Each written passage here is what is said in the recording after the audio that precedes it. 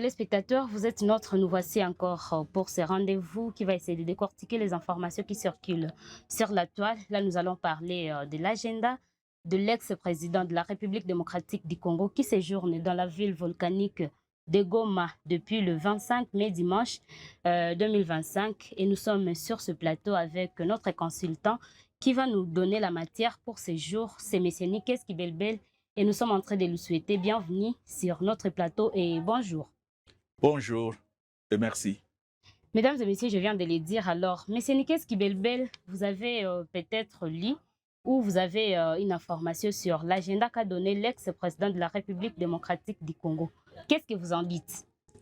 Merci beaucoup. C'est un sujet assez délicat. Et bon, nous avons appris que le Raïs est à Goma et qu'il a sorti un agenda et qu'il va consulter les gens. Nous attendons effectivement que l'exécution de cet agenda pour que nous puissions quand même non seulement le voir en action, mais aussi juger de l'opportunité de sa visite ou de son séjour à Goma. Dans les premières lignes, il a souligné voir en premier lieu les confessions religieuses, puis les autorités de 1-23. Est-ce que cela ne serait pas un scandale aux yeux du monde entier ou de la communauté internationale? D'abord, le scandale, il est là, si nous devons l'appeler scandale. Le scandale, il est là du fait que les Congolais, de façon générale, n'ont pas compris que le président Kabila, l'ex-président, le président honoraire de la République démocratique du Congo, arrive à Goma et séjourne à Goma. Goma qui est un territoire sous administration de la rébellion de l'FC M23. Donc, si nous parlons de scandale, pour une frange de la population congolaise, le scandale réside déjà dans sa présence supposée réelle dans la ville de Goma. Ça, c'est le premier scandale. Le deuxième scandale, comme vous le dites dans la question, qu'il va rencontrer le rebelle de l'AFC M23 et qu'il va, pour les confessions religieuses, ça peut ne pas être un scandale. Pourquoi? Parce que vous savez que l'Église a été créée pour les pécheurs. Bon, je ne dis pas qu'il est pécheur, mais l'Église a été créée pour les pécheurs. L'Église nous enseigne d'aimer son ennemi. L'Église chrétienne nous dit, à la suite de Jésus, si on vous gifle à la joue gauche, vous donnez la joue droite.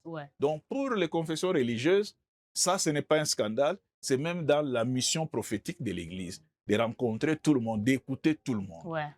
Pour le M23, ça peut paraître comme un scandale, mais aussi on peut expliquer que s'il vient dans la casquette de quelqu'un qui veut la réconciliation des Congolais, il rencontrera le M23. Mais comme je l'ai dit au début, je dis, nous devons le voir à l'œuvre pour comprendre si réellement il est là ou il sera là, sous quelle casquette, sous quel habit. Est-ce qu'habit de réconciliateur? Est-ce que sous l'habit de guerrier, c'est-à-dire de commandant, de militaire, comme il a dit, c'est un militaire? Est-ce que c'est autant de questions que nous nous posons et qu'il est difficile de nous prononcer tant que nous ne l'avons pas encore entendu parler et tant qu'il n'a pas encore défini l'objet de sa présence à Goma? À ce que je sache, dans la ville volcanique de Goma, il n'y a plus société civile depuis l'entrée de l'AFC M23. Mais dans son agenda, il a signifié quand même voir la société civile. Que pensez-vous de cette rencontre? La société civile, est-ce qu'elle est morte ou elle est en cage ou dans les frigos? Peut-être son arrivée pourrait faire sortir ceux qui se sont cachés pour dire nous sommes là. Et il peut, bon, de toutes les façons, la société civile, même l'Église, elle est société civile. L'Église aussi fait partie de la société civile. Donc, dans son agenda, et c'est pourquoi l'agenda que vous nous lisez ici peut paraître irréel, parce qu'il y a la société civile qui n'est plus fonctionnelle. Le groupe de pression n'existe plus, ainsi de suite. Mais dans l'agenda, il rencontrera toutes les couches de la population comme si rien n'était, comme si rien ne s'était passé. C'est pourquoi nous mettons aussi un peu de doute sur cet agenda proposé à son nom et nous disons, attendons-le à l'œuvre pour juger de la pertinence et même de l'objet de sa présence, si réellement il est dans la ville de Goma, de sa présence dans la ville de Goma. Comment vous pouvez douter alors que peut-être vous l'avez dit dans les premières lignes, peut-être la population, soit la société civile et les autres associations lui feront confiance pour répondre favorablement à son appel? Je ne dis pas que la population ne va pas lui faire confiance. Je dis simplement que l'agenda tel que proposé paraît irréel. Pourquoi? Parce qu'il y a des couches de la population qui n'existent, enfin, et qu'on ne voit plus. Mais j'ai dit aussi que l'Église fait partie de la société civile. Donc nous allons juger. Parce que aussitôt qu'il commencera à recevoir les gens, nous saurons quand même ce qu'il a dit au premier groupe qu'il a reçu. Premier, 2, 3, 4e groupe, il va dire l'objet de son séjour à Goma, de sa visite à Goma. Est-ce qu'il vient, nous nous sommes posé cette question, est-ce qu'il vient comme réconciliateur des Congolais? Est-ce qu'il vient comme seigneur de guerre? Est-ce que c'est lorsqu'il va se prononcer que nous saurons, et c'est à partir de là que nous pourrons bien définir sa mission. Mais jusque-là, c'est un agenda sorti qui n'est pas encore mis en application parce que dans cet agenda qui est incomplet, on ne donne pas les dates. Oui, il n'y a pas de on ne dit pas que tel jour, de telle heure à telle heure, il n'y a pas de précision. C'est juste les premières lignes qui ont dit que les confessions religieuses et les autorités de l'AFC 23 seront sur le premier invité. C'est pourquoi aussi, en journaliste, on prend la précaution de mettre un peu de doute sur l'authenticité de cet agenda. C'est pourquoi nous disons, les vraies analyses, nous les ferons lorsque nous le verrons dans l'œuvre, excusez-moi, en train de recevoir, parce que là au moins il expliquera pourquoi il est là et dans quel est le rôle qu'il joue. Comme son entrée a été quand même annoncée juste par les médias, et aucune preuve jusque-là, aucune photo ne circule, aucune parole ou aucune voix de la personne qui est normalement concernée. Est-ce que si ces rencontres ne se feraient pas aussi en huis clos? Nous connaissons les Raïs comme un homme qui ne parle pas beaucoup, mais c'est aussi un défi du 21e siècle, de nouvelles technologies de l'information et de la communication. Pas de photos, pas de son, pas d'image, ça pose un problème. Même s'il recevait les gens à huis clos, mais au moins, même si le message qu'il va donner à ces gens soit confidentiel, d'ailleurs je doute fort, mais au moins nous verrons des gens qui nous diront, où il y aura des fuites d'informations, que voilà, tel groupe a été reçu, de telle heure à telle heure, tel groupe a été reçu. Au moins ça ne peut pas échapper au commun des mortels. C'est pourquoi nous disons, sûrement dès qu'il mettra en application son agenda, nous pourrons alors bien commenter sa visite ou son séjour dans la ville volcanique. Comment analysez-vous le fait que ce soit la presse écrite seulement qui donne des informations sur lesquelles nous nous fions afin de confirmer la présence du Raïs dans la ville de Goma? Mais c'est tout le problème, tout le paradoxe que nous avons. Nous sommes envahis par les nouvelles technologies de l'information et de la communication, où tout le monde, n'importe qui peut se lever, il donne l'information, quitte à croire ou à ne pas croire. Vous l'avez dit ici, il n'y a pas d'image, il n'y a pas de son, il n'y a pas de caméra, il n'y a pas... Attendons voir, faisons les saint Thomas, parce que le doute existe depuis l'Église, depuis Descartes. Faisons les saint Thomas, lorsque le Raïs sortira publiquement, à ce moment-là, nous pourrons dire, ah, ceux-là avaient les scoops. Parce que nous sommes à l'heure des scoops, mais il faut que ce scoop ne soit pas un scoop qui ne peut pas être vérifié. Depuis lundi qu'on a annoncé son entrée dans la ville de Goma, il n'est pas entré comme Jésus sur une âne ou un agneau. Il est entré, il semble, tard dans la nuit. Depuis le lundi qu'on a annoncé son entrée, on n'a pas encore vu des signes, on n'a pas encore vu les images qui montrent qu'il est là. Rien n'est dit, cela ne signifie pas qu'il n'est pas là, cela ne signifie pas qu'il est là, mais attendons voir Nous avons les yeux pour voir, nous avons les oreilles pour entendre. Faisons les Saint Thomas et le jour venu, nous pourrons dire, voilà, il est là et nous l'entendrons parce qu'il parlera obligatoirement. Comme vous l'aviez dit dans les lignes précédentes, qu'est-ce qui expliquerait sa présence et sa prise de parole pour donner son agenda et la reprise des affrontements dans la partie Est? Alors, le Raïs a donné son adresse à la nation le 23. Oui. Le 23 mai. Il a dit des choses. Il a dit qu'il voulait mettre fin à la dictature. Ouais. Il a dit qu'il voulait mettre fin à la tyrannie. Il a dit qu'il voulait faire restituer la démocratie et qu'il voulait réconcilier les citoyens. Ouais. Mais il a souligné aussi qu'il était militaire. Donc, sans entrer en profondeur de sa pensée, nous attendons, parce qu'il a parlé, son entourage direct n'a pas commenté ou n'a pas fait des analyses sur son discours, n'a pas donné le sens de ses propos.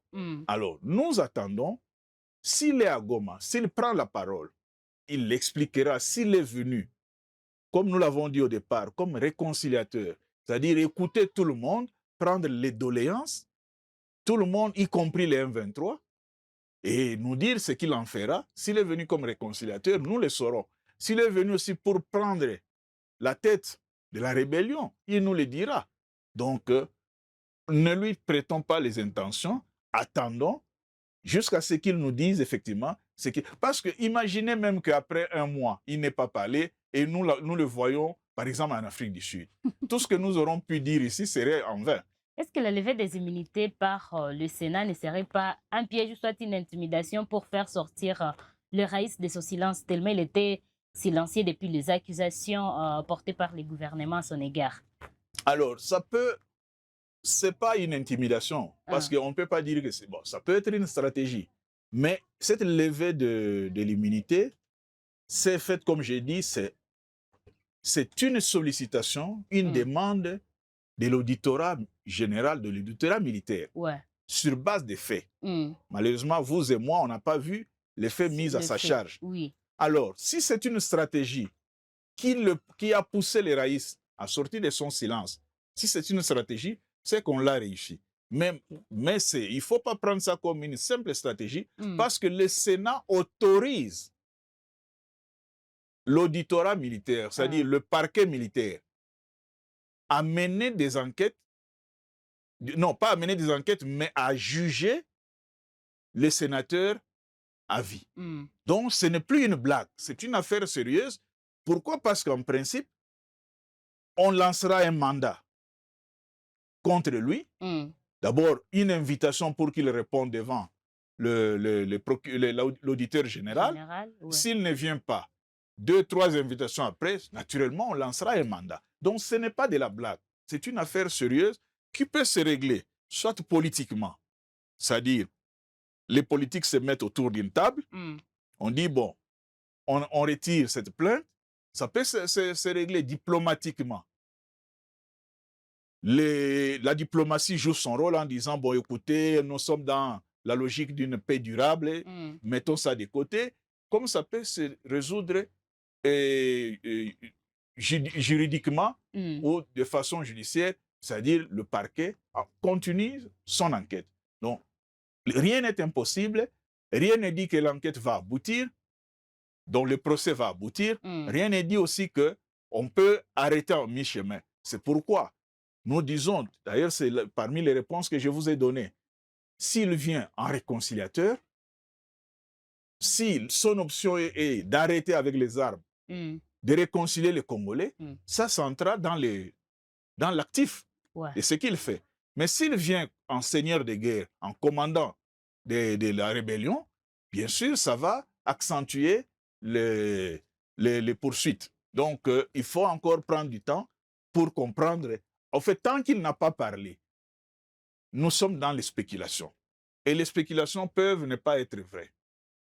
Quel comportement devraient adopter les journalistes en cette période, surtout les journalistes de la ville de Goma? Ils doivent observer.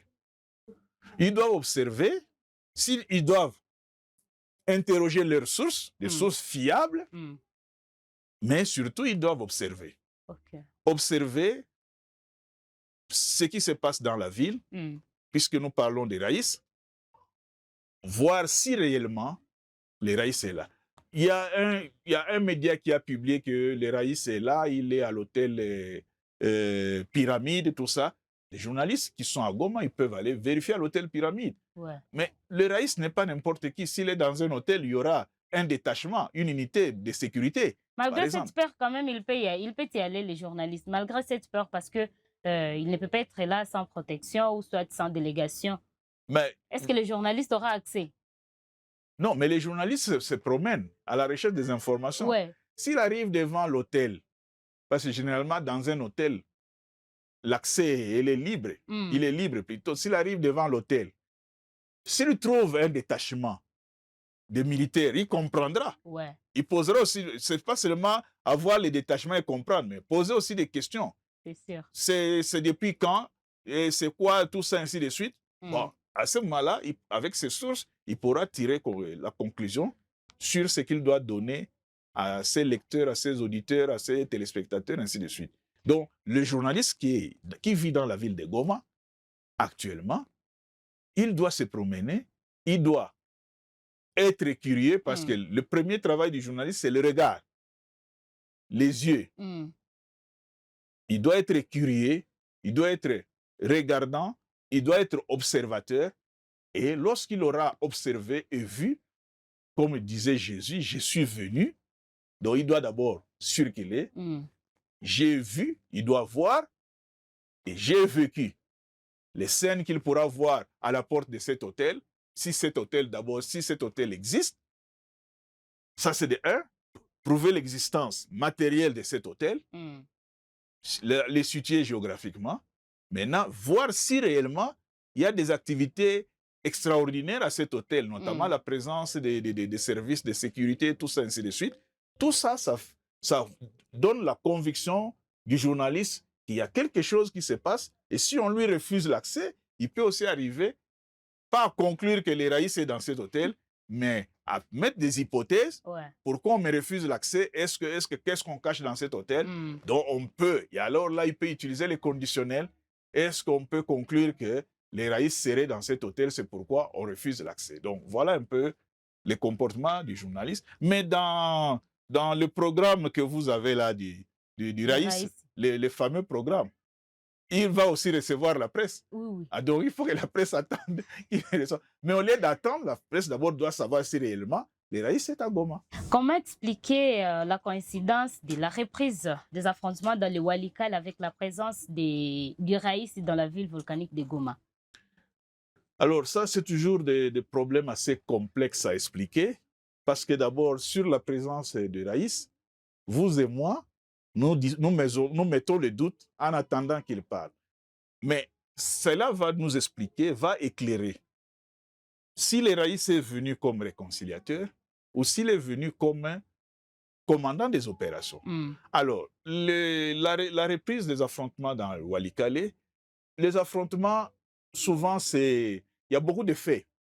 Ça peut être une provocation, ça peut être une tentative de récupérer, de lorgner, comme on dit, de rogner une partie du territoire sous contrôle de l'ennemi ou de l'adversaire. Tout ça s'explique.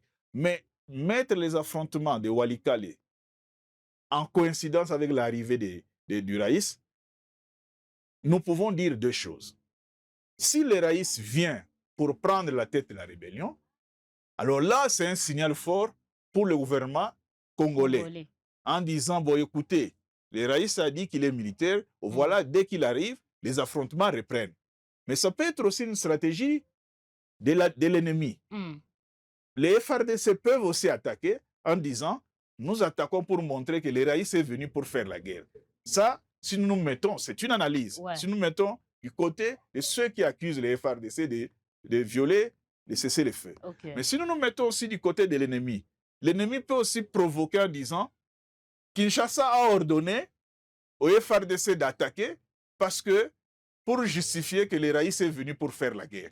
Donc, c'est un peu compliqué, mais ce qui va nous déterminer, c'est la position que le Raïs Kabila va donner de son séjour, de sa présence réels, virtuels ou potentiels ou vérifiés dans la ville de Goma. Alors, mais pour les affrontements à Walikale, donc, il y a mille et une explications à donner. Violation de cessez-le-feu. Est-ce qu'il faut récupérer une partie? Est-ce qu'il faut annoncer que nous ne sommes pas d'accord avec la levée de l'immunité de Joseph Kabila? C'est comme ça, nous reprenons la guerre.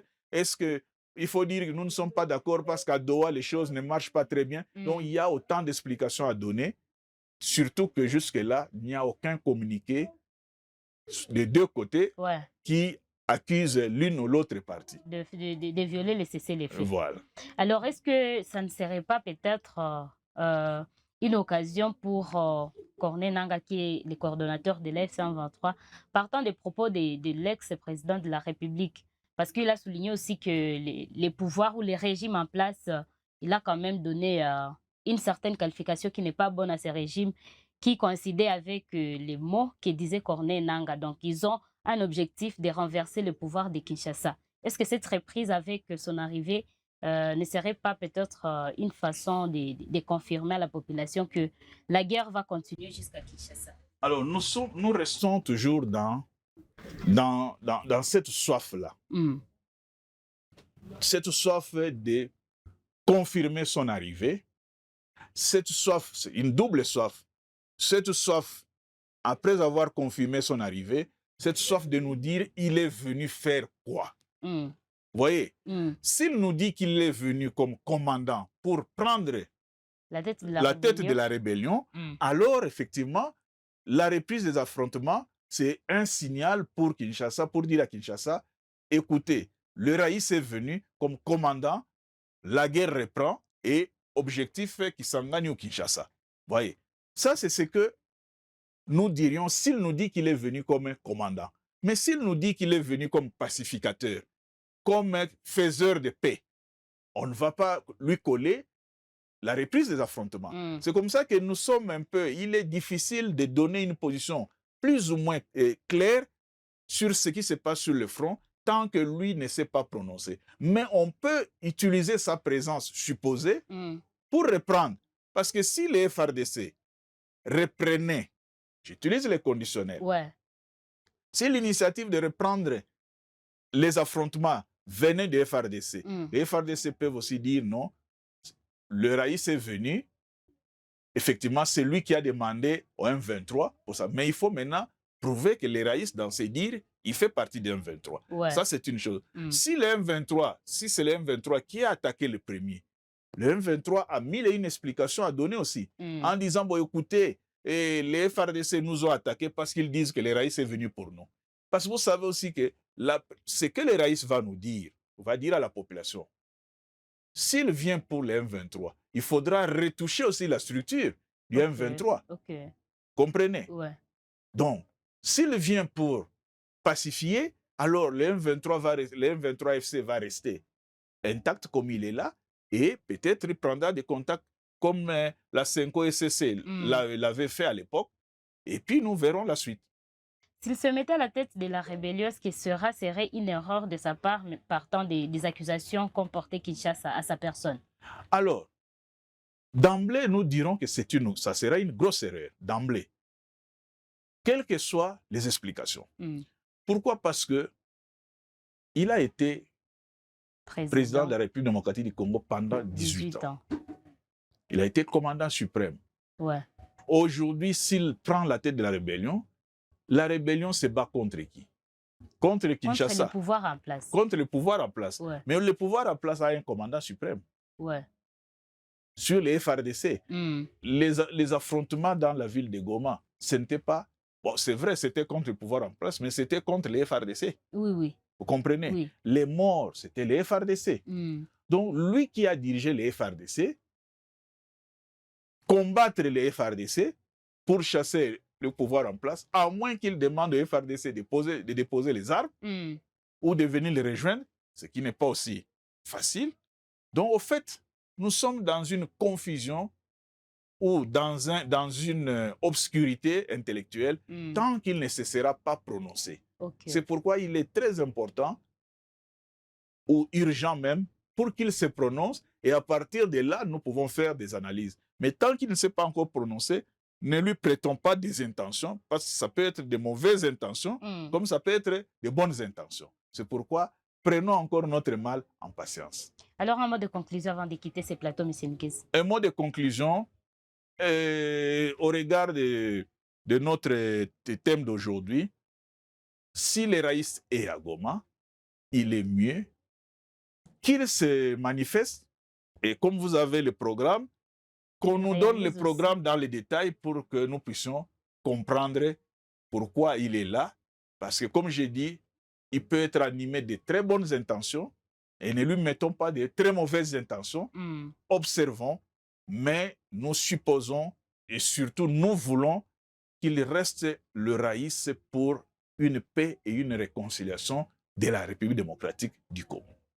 C'est par ces mots que nous sommes en train de vous dire merci d'avoir répondu favorablement à notre invitation pour ce jour. C'est moi qui vous remercie. Téléspectateurs, soyons juste des observateurs et aussi attendons peut-être un bon résultat de cet agenda que nous a présenté les Raïs. C'est par ces mots que nous sommes en train de vous dire merci de nous avoir prêté oreille et de nous avoir suivis du début jusqu'à la fin. Laissez-nous un commentaire et cela nous aidera à nous corriger ou soit à nous améliorer dans les prochaines productions. Portez-vous bien.